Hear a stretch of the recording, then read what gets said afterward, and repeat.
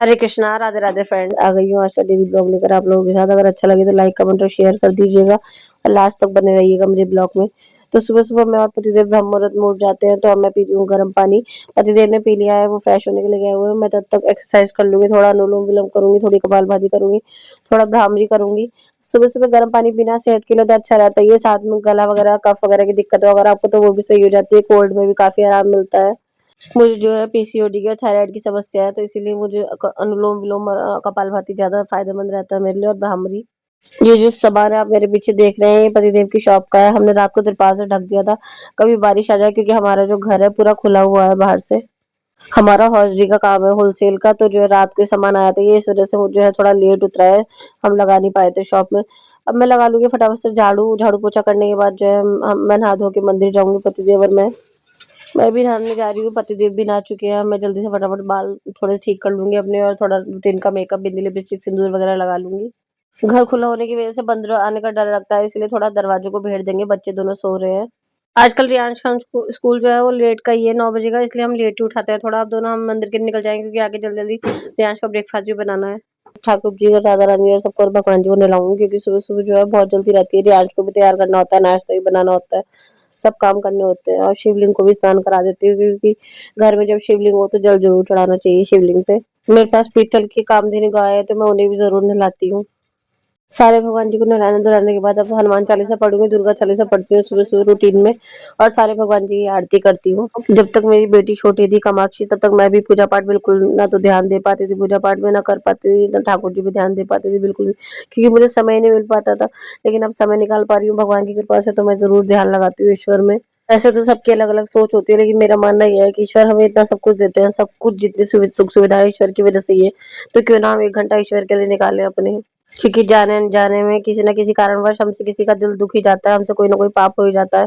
तो कम से कम 1 घंटे की भगवान की पूजा करने से कुछ तो पाप हमारे कम हो पाएंगे।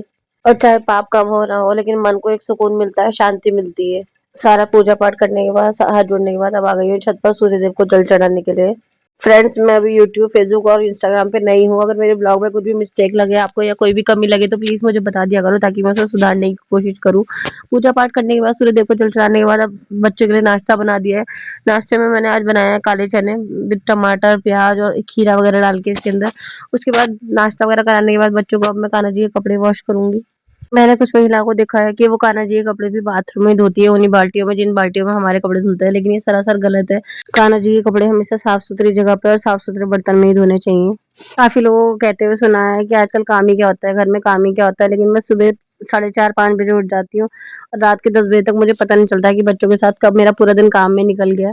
जब तक सुबह का काम निपटा सारा, तब तक दोपहर के खाने की तैयारी हो गई है। दोपहर में आज मेरा कुछ ज्यादा खास बनाने का मन नहीं था, इसलिए मैंने जवे बना लिए हैं। अब मैं लगाऊंगी अपने ठाकुर जी और राधा रानी को भोग। आप सबको तो पता ही होगा ठाकुर जी को माखन का, दही का, घी का कितना शौक है, इसलिए मैं खाने में उनके घी जरूर डालती हूँ भोग में। कान्हा जी को भोग लगाने के बाद, सबको खाना देने के बाद, अब मैं थोड़ा काम में लग गई हूँ। हस्बैंड का कुछ शॉप का डब्बे सेट होने थे, जो है वो अकेले शॉप परेशान हो जाते हैं। शॉप का भी काम रहता है, उन्हें पेमेंट वगैरह भी लानी पड़ती है, इसलिए सोचा थोड़ा उनके डब्बे सेट कराने में उनकी हेल्प कर देती हूँ। सारे डब्बे सेट करने के बाद फिर कामाक्षी के साथ की थोड़ी सी मस्ती। कामाक्षी परेशान कर रही थी, मम्मा गोदी, मम्मा गोदी। आजकल जो है कामाक्षी की दाढ़ें आ रही है, तो इसलिए वो बहुत ज्यादा परेशान कर रही है। कभी पेट में दर्द बताती है, कभी सर में दर्द बताती है। कामाक्षी को तो दवाई खिलाना भी एक महाभारत ही है। तब तक रियांश भी आ गया था। रियांश के पापा का और रियांश का हो रहा है भरत मिलाप, दोनों गले लग रहे हैं आपस में। आजकल के बच्चों का जो जीवन है वो बहुत कठिन होता जा रहा है। 3:30 बजे बच्चे स्कूल से आते हैं, उसके बाद आते ही खाना खा के ट्यूशन चले जाते हैं, उसके बाद आते ही ट्यूशन के और स्कूल के होमवर्क में लग जाते हैं। इसीलिए मैंने आज रियांश के दोस्तों के लिए रख रखी है थोड़ी पार्टी शार्टी, ताकि बच्चे थोड़ा एंजॉय कर ले मजे से। बाहर के बर्गर तो बच्चों को नुकसान देते हैं, इसलिए मैंने घर पे बर्गर, चाउमीन वगैरह बच्चों के लिए बना दी है।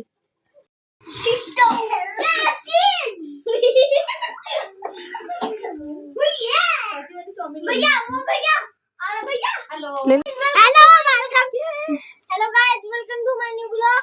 आज हम बर्गर खाएंगे बाहर का, ये यो हनी सिंह। फ्रेंड्स, देखा आपने रियांश कैसे मेरी मजाक बना रहा है। Hello guys, welcome to my new blog. आजकल के बच्चे इतने उस्ताद है ना कि इन्हें कुछ सिखाने की जरूरत नहीं है, खुद ही अपने आप से सब कुछ सीख जाते हैं। तो फ्रेंड्स, आपको मेरे ब्लॉग और मेरी फैमिली कैसी लगी कमेंट करके जरूर बताना, और लाइक शेयर कर देना। राधे राधे, जय श्री श्याम।